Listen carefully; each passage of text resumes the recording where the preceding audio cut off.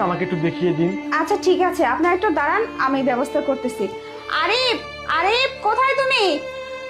হ্যাঁ প্রিয়া, কি হয়েছে বলো? ওনারা আসছেন আমাদের কাছে একটা সাহায্যের জন্য।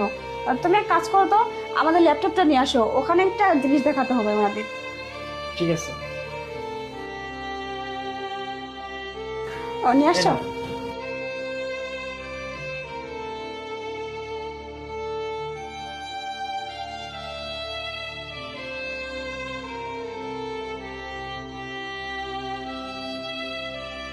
দেখুন তো এই ছেলেটাই কিনা।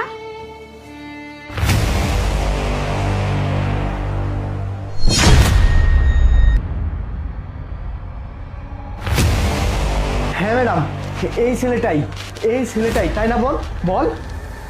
হ্যাঁ এই ছেলেটাই ছিল ম্যাডাম। আপনি একটু ভালো করে দেখুন না, ওই ছেলেটাকে মুখটা দেখা যাচ্ছে না, পেছন থেকে দেখে মনে হচ্ছে এই ছেলেটাই। আপনি একটু মুখটা ভালো করে দেখুন তো ম্যাডাম।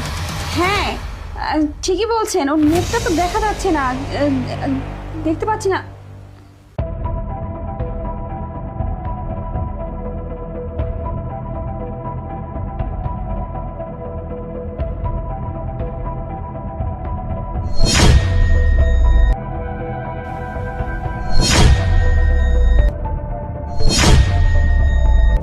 ম্যাডাম, আপনি এতক্ষণে নিশ্চয়ই বুঝতে পারছেন আমি কার কথা বলতেছি।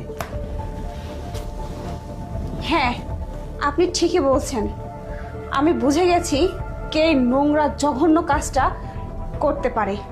ছি আরিফ, তুমি এত নিচু একটা কাজ কি করে করতে পারলে? তুমি মেয়েদেরকে সম্মান দিতে জানো না? ছি, এটা আমার ভাবতে লজ্জা লাগতেছে যে তুমি আমার হাজবেন্ড, কি করে একটা মেয়ের সম্মান নিয়ে তুমি খেলতে পারো?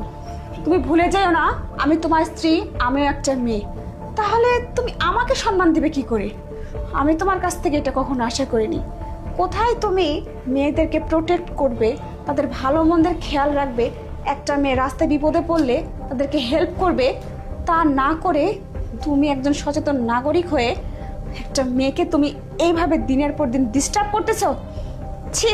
ম্যাডাম, আমরা কোনো অনুষ্ঠান বা বিয়েতে যাচ্ছি না, আমার বোনের বিয়ে হচ্ছে না। আমি আমার বোনকে এইভাবে সাজিয়ে এখানে নিয়ে আসছি এই জন্যই যেন আপনাকে বোঝাতে পারি আপনার স্বামী কতটা নিচু মানের।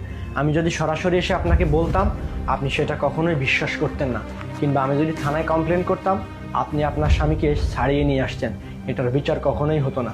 যাই হোক, যতটুকু বোঝানোর দরকার আশা করি বোঝাতে পেরেছি। আসি, ভালো থাকবেন। চল বোন।